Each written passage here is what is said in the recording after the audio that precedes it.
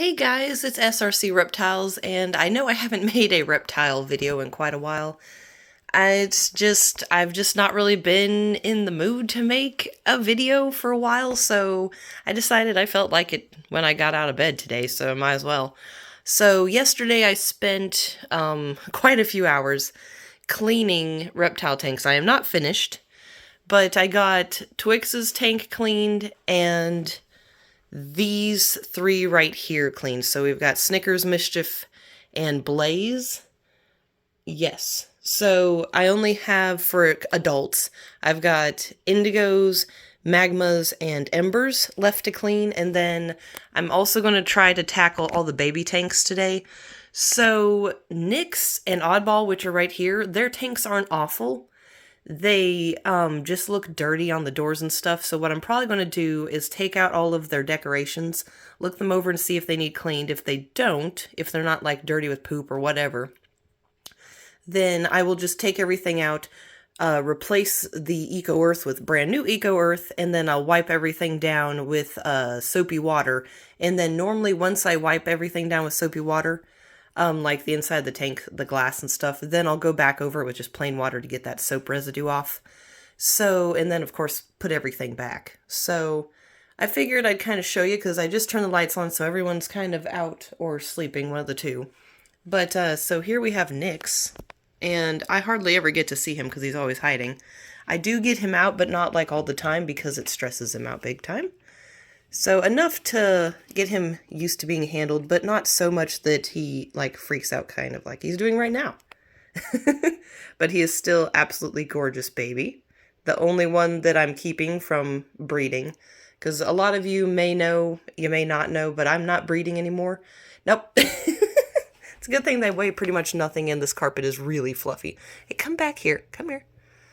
So, of course, this is Nyx. He's my extreme tricolor with really gorgeous frosted crest that none of my other babies have ever had, which is awesome. He is just so thick.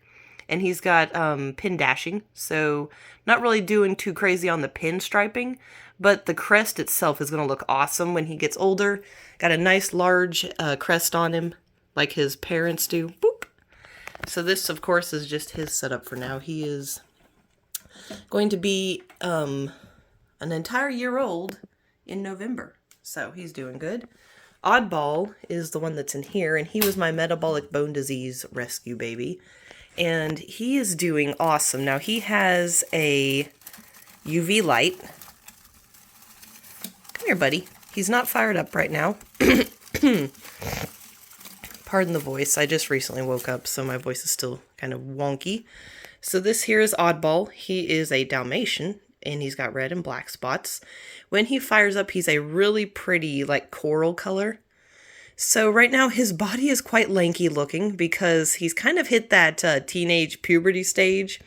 And for anyone who's ever had crested geckos, especially males, for some reason when they hit this stage, they look really lanky and skinny, but they're still a healthy weight. They just appear that way. So he's kind of hit that stage. Or at least to me, he kind of looks a little lanky. Like his legs are really long, but his body is not really that big. And so it just kind of cracks me up. Now, his front legs are a little short.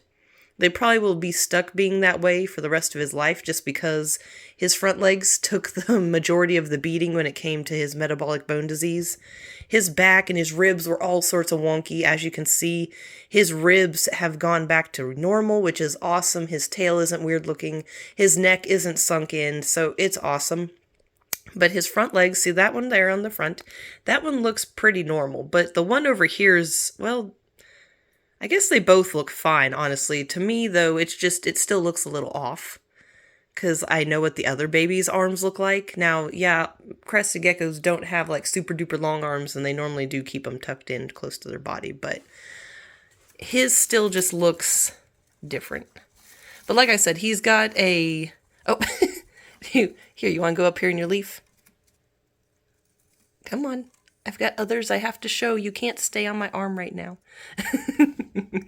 He's just so cute. Bye. So anyway, whoops, I gotta close this part first. Over here we got Twix, who's going to actually be a father now. I didn't think that him and Indigo did anything. Now I'm hoping he won't bite me because I went and changed his tank out yesterday and he was kind of in a little container for a while, so he was kind of fired up and stressed yesterday. I didn't realize too how tiny Twix's face is. It's just so small. He's kind of being a pain, but you can see his face is really tiny and he's got a large head on him. But anyway, he's got almost 100% pinstriping. It breaks down here at the end. And then he is an extreme tricolor that was from the Gecko barracks. And I didn't think that him and Indigo did anything because he was in there with her for 5 days. And I never heard anything happening. And normally it's a pretty vocal event kind of thing. And apparently stuff did happen because she's laid 2 fertile eggs so far. And she may lay another one this month. I have no idea. I really hope not. I'm already trying to sell babies to begin with, and some of them that are in these totes up here are going to be needing to be moved into a taller tank. No one's been buying babies ever since all the females got sold. It's just the males I have now, and it seems really slow. Even after dropping the prices like so low, like most of them I'm only asking like 100 for. One of them I think I had 90 on, which was Uno. And then some of them were like 130 that should be like way higher. Now there is one that is Aurora, and he is a very nice extreme tricolor, and I have 170 on him when I should be asking like $300. But all of them are cheap and they just are not getting moved. So it's like, well, I'm going to have to figure something out. Because what the plan was is I wanted to sell all of the babies up here on the top, the 8 babies, and then I would have extra space that I could take the geckos that are in these 18 by 18 by 18s and get them the 18 by 18 by 24s, because honestly, that should be the size that they're in. There is one gecko that I could see getting away with keeping in this size, and that'd be Twix, just because he's small. Snickers, I thought she would be fine in this size, but she's active, and she acts sometimes like, So it's like, honestly, all of them need a larger tank. The 18 by 18 by 18s were good while they lasted, but now I want to get something larger. So it's like, there's no space, really, unless I were to buy another shelving unit to put in here to move all of the babies and stuff onto, and then use, these current shelves for more tall tanks like down here. So yeah, I don't know, like I do have this entire side of the room, but it's kind of got storage and also just random shit thrown around. So it's like, and then we've got Lily over here just, dragging her plant down so that it's trying to touch the water. She has been moved to Eco Earth and she's doing really well, but she likes to dig around.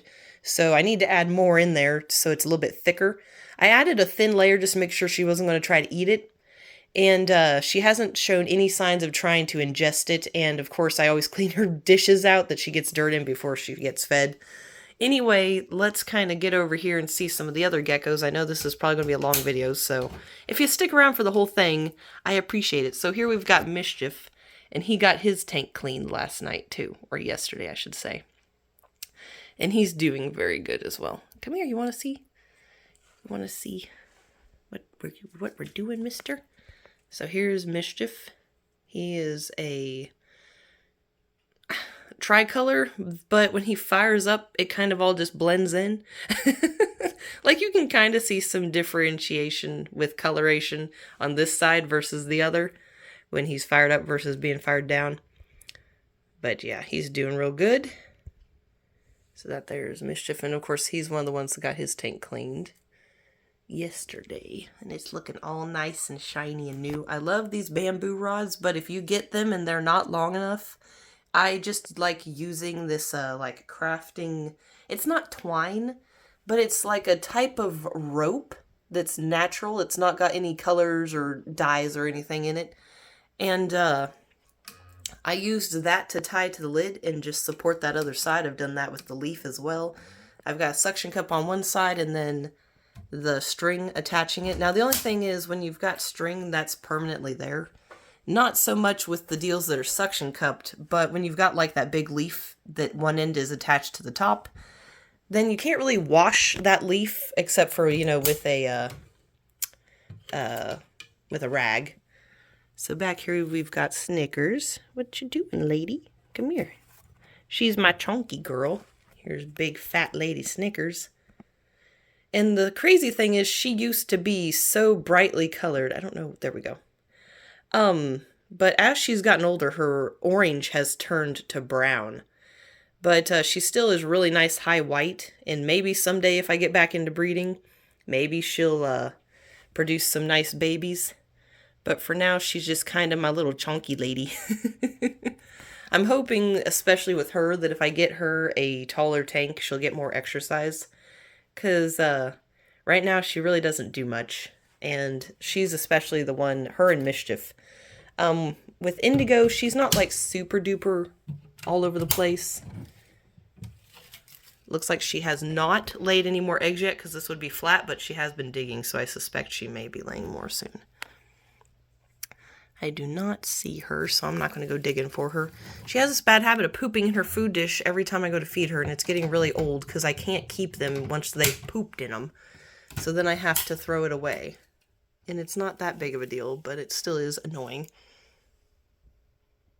And it looks like Blaze is probably sleeping as well, so we won't bother her. I feel like Magma should definitely be out. We'll have to see. Yep, there's Magma. I was going to say, Magma's always out. He's my pretty boy. What you doing, buddy? Come here. His tank's going to be real fun to clean because he's got a crap ton of plants, and then I've got to spruce everything back up because that fern has metal in it so it can be posed. And it's funny because one side of him is fired down and the other side's kind of fired up. But yeah, so this is Magma. He is the father of Nyx, the baby I showed earlier. And it's funny because he has awesome genetics, and that's really the only thing that is making him be even capable of producing awesome babies like Nyx. And Snickers and Magma are also his babies. And so is Indigo. Indigo is his baby, though she came from Ember and not Blaze. But Blaze was a tricolor, an extreme tricolor from Pangea. Magma was from Apollo's geckos, but his parents were from Pangea. So it seems like they have pretty good lineage, though lately Pangea has not really been impressing me that much with their geckos. All of them just have really bad crest structure, it seems like. Now, there is some that do have really nice crest structure. But then they have some there, and it's so poor looking, and it's like, you want how much for that gecko? Like, yeah, sure.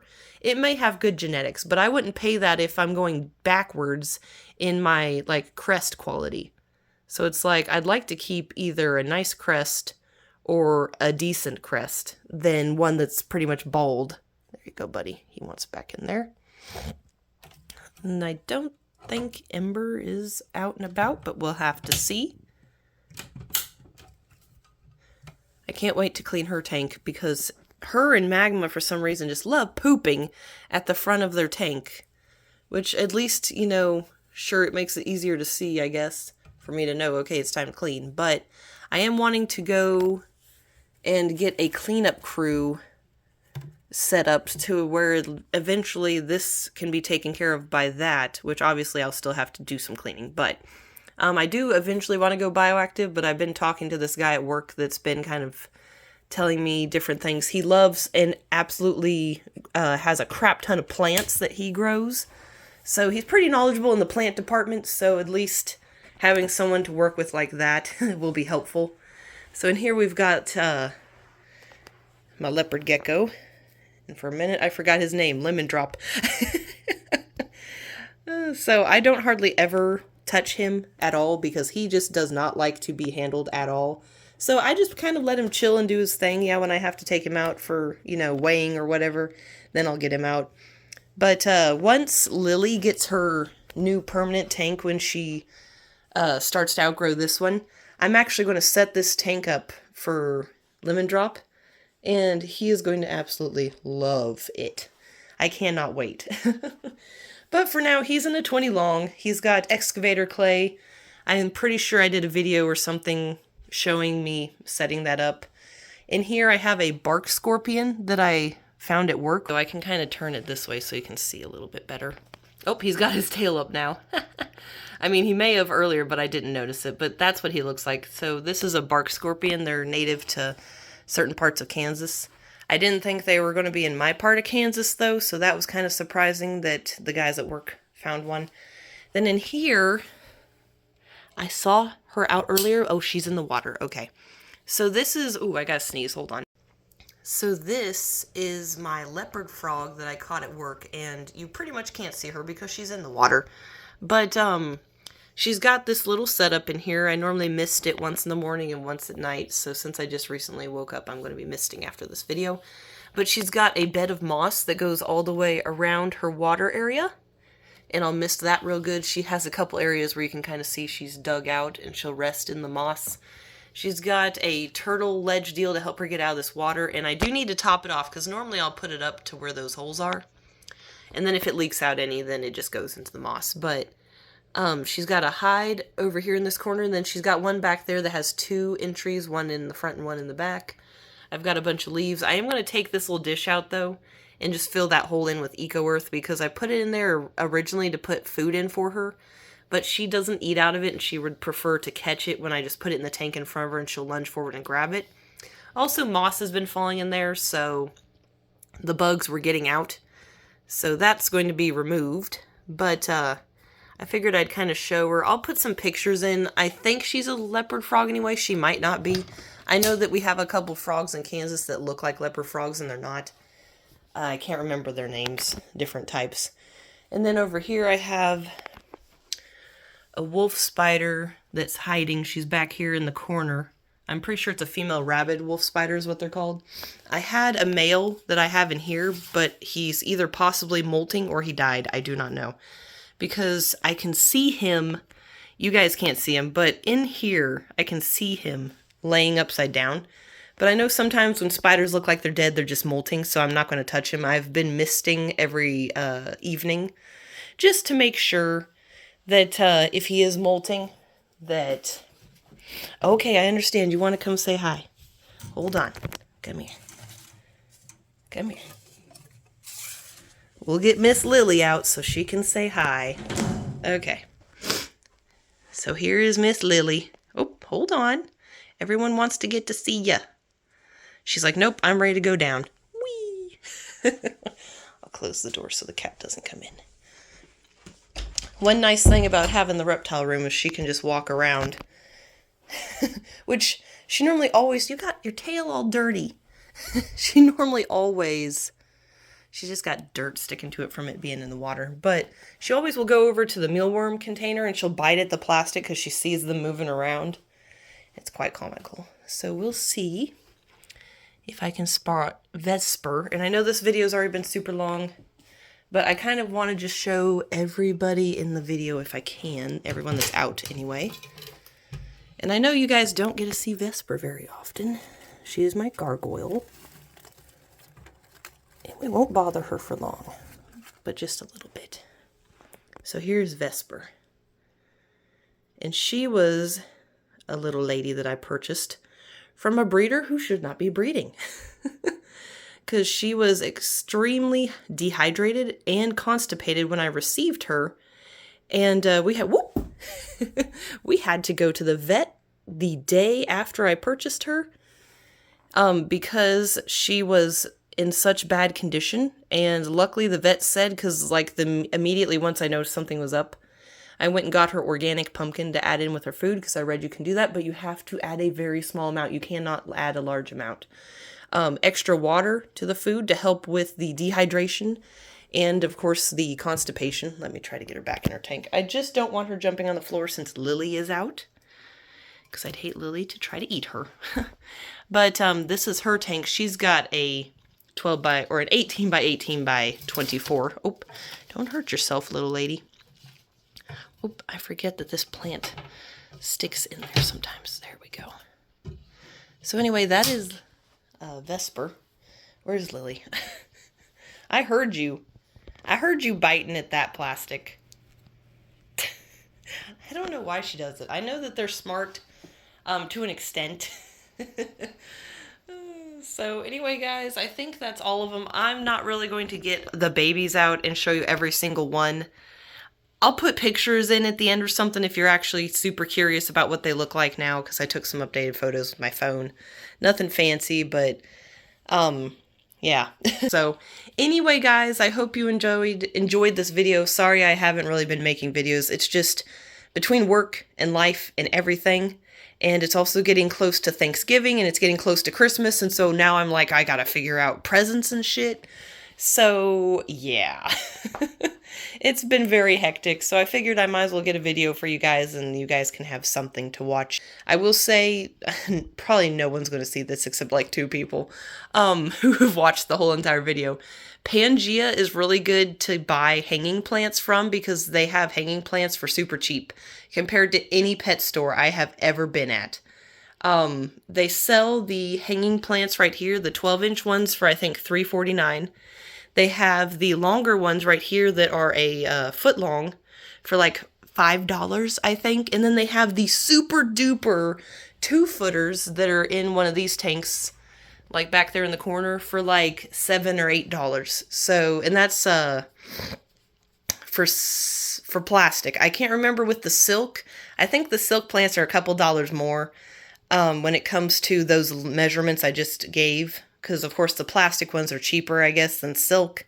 Either way, though, you also can go to Walmart and buy plants like I've done in here, which I'm going to have to fix those. But only thing you have to be careful of is if there's exposed metal, you need to cover that with, like, hot glue, which is perfectly safe, as long as you obviously let it cure first before you go sticking the plant in there.